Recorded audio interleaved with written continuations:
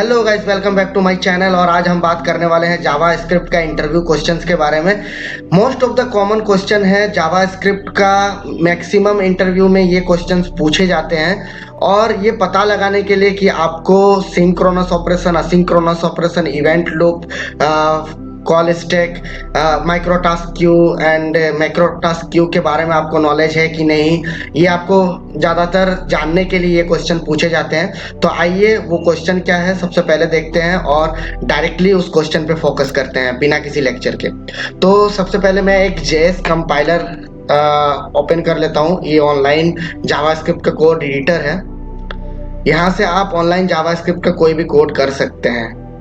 आपको कोई भी एडिटर की जरूरत नहीं पड़ेगी, जैसे VS एडिटर हो गया और नोटपैड हो गया, ये सब की जरूरत नहीं पड़ेगी। तो सबसे पहले क्वेश्चन को पेस्ट करते हैं।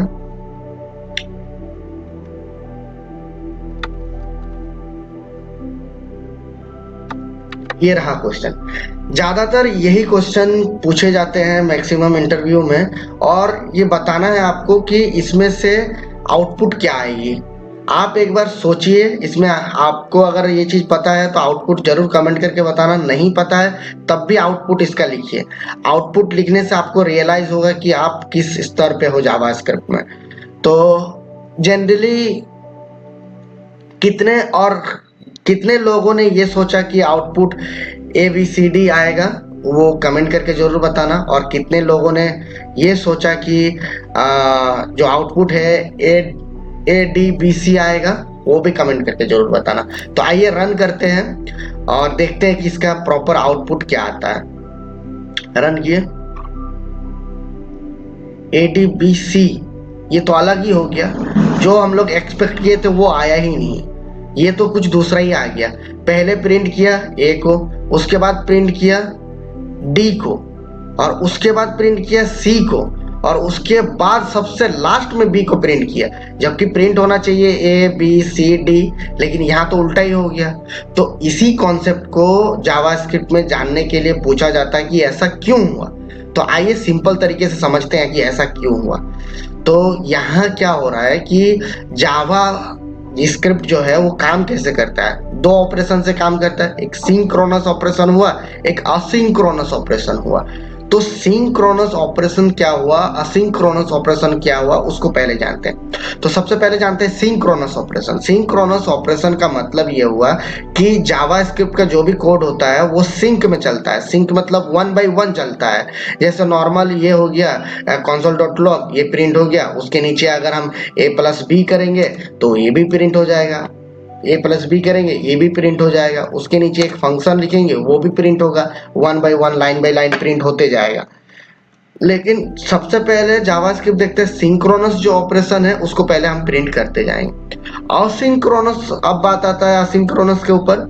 असिंक्रोनस ऑपरेशन होता है क्या है, वो ऑपरेशन जिसमें थोड़ा टाइम लगता है। मान के चलिए यहाँ प्रोमिसेस है। प्रोमिस में क्या होता है कि API हिट किया जाता है। जब API हिट करते हैं तो API को हिट होता है, दूसरे जगह से डेटा आता है, तब जाके हमें प्रिंट होता है। तो वो जो हिट करता है और दूसरी जगह से जो डेटा आता है उसमें थोड़ा सा टाइम लग जाता है। तो जावास्क्रिप्ट का खासियत ये है, मान के चलो कि यहाँ पे ये प्रिंट हुआ, उसके बाद मान के चलो ये वाला थोड़ा टाइम लग रहा है। तो क्या इसके लिए वेट करता रहेगा जावास्क्रिप्ट? अगर वेट करता रहेगा, मान के चलो बहुत सारा ऐसा ऑपरेशंस है, तब तो लोड होने में बहुत ज्यादा टाइम लग जाएगा।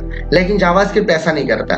क्या करता है, जो पहले लोड हुआ उसको पहले प्रिंट करा दो, जो बाद में जितना जिसका टाइम लगेगा वो धीरे धीरे आते रहेगा। मान के चलो एक मीटिंग है, मीटिंग में क्या कर रहा है कि एक इंसान अगर आया, उसके बाद उसको घुसने दिया, फिर अगला इंसान आया, उसको घुसने दिया, ये तो नॉर्मल चीज हो गया। लेकिन अगर हम बोलेंगे कि नहीं, एक इंसान आएगा, तब तक नहीं घुसने देंगे जब तक अगला इंसान नहीं आएगा, ये तो फिर वो फिर खड़ा ही रहेगा ना। तो इससे अच्छा जो आ रहा उसको पहले घुसने दो। तो यही वाला सिस्टम यहाँ पे काम होता है। जावास्क्रिप्ट में जो पहले रिजल्ट आता है उसको प्रिंट कर देता है, जो बाद में रिजल्ट आता है उसको पहले तो पेंडिंग में रखता है, उसके बाद उसको फिर प्रिंट कर देता है। यही वाला सिंपल कहानी है। यहाँ पे क्या करता है कि कंसोल लॉग प्रिंट हुआ क्योंकि ये सिंक्रोनस ऑपरेशन हुआ। उसके बाद फिर देख रहा है कि प्रॉमिस पे जब आया तो ये असिंक्रोनस ऑपरेशन हुआ, तो इसमें थोड़ा सा टाइम लग रहा है उसको। फिर जब गया ये भी असिंक्रोनस ऑपरेशन हुआ, इसमें भी टाइम लग रहा। तो फिर क्या किया, फिर से उसको सिंक्रोनस ऑपरेशन मिला डी, इसीलिए ए से डायरेक्ट डी को प्रिंट किया। उसके बाद ये तो सिंक्रोनस ऑपरेशन हुआ, उसके बाद असिंक्रोनस ऑपरेशन आता है 2, और ये 2 असिंक्रोनस ऑपरेशन में सबसे फर्स्ट नंबर पे आता है प्रोमिसेस बी आता है, उसके बाद सेट टाइम आउट सी आता है। लेकिन फिर भी यहाँ पे बी को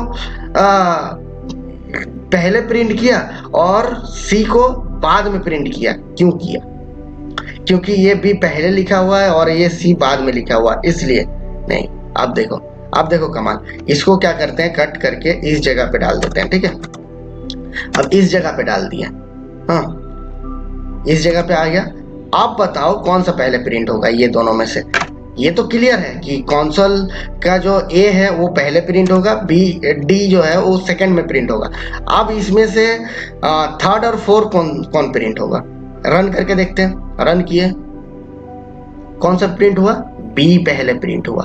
क्यों बी प्रिंट हुआ? सी तो ऊपर में लिखा हुआ, सी के क्यों नहीं प्रिंट हुआ? ये देखो यहाँ पे थर्ड नंबर पे बी प्रिंट हुआ, जबकि थर्ड नंबर पे सी को प्रिंट होना चाहिए। अब यहाँ ऐसा क्यों हो गया? सेट टाइम आउट बाद में क्यों प्रिंट हुआ और ये प्रॉमिस पहले क्यों प्रिंट हुआ? तो अब बात आता है इवेंट लूप के बारे में। अब हम समझते हैं इवेंट लूप होता क्या है। देखो इवेंट लूप के बारे में अभी हम जानते हैं। इवेंट लूप क्या करता है कि दो टास्क होता है, एक होता है micro Q task, micro task Q हो गया, और दूसरा हो गया मैक्रो क्यू टास्क क्यू, ये हो गया। अब मैक्रो टास्क क्यू में क्या क्या आता है और माइक्रो टास्क क्यू में क्या क्या आता है वो बता।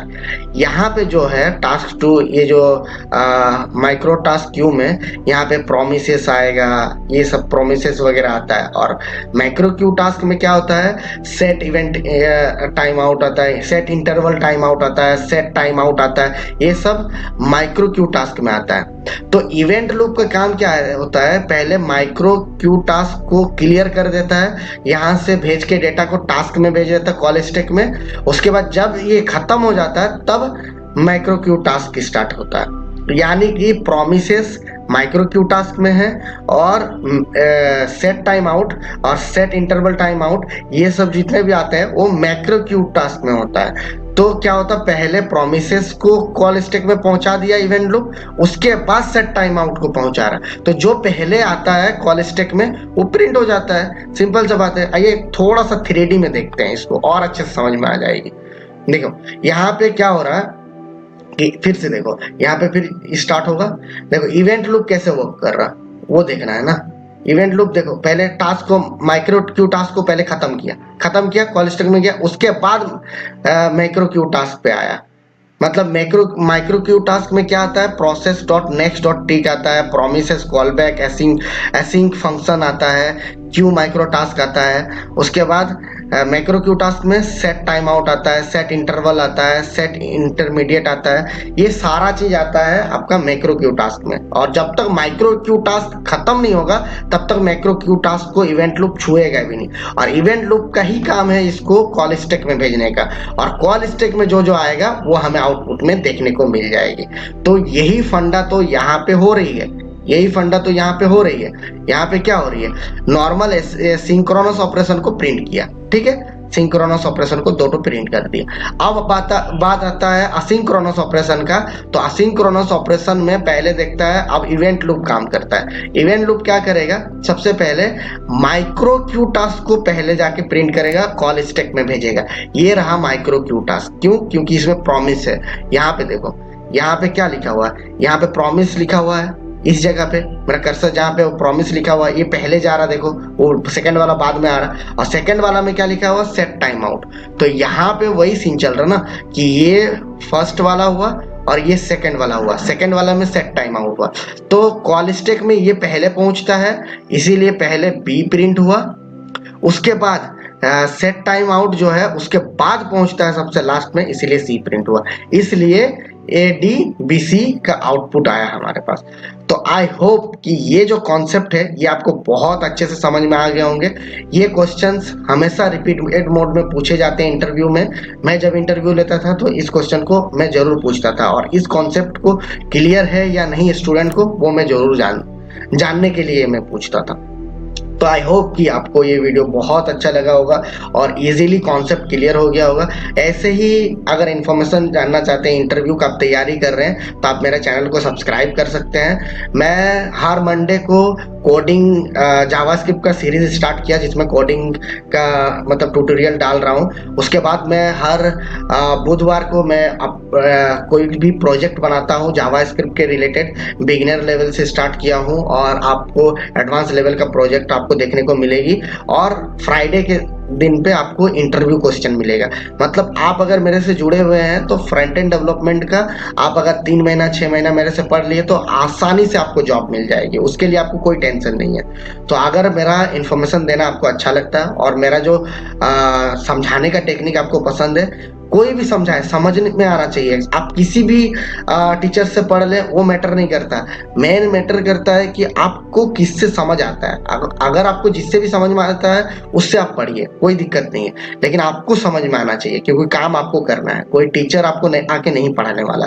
तो अगर आपको सच में मेरा टेक्निक समझाने का समझ में आता है तो आप मुझे सब्सक्राइब कर सकते हैं। Thank you for watching this video guys. जय हिंद।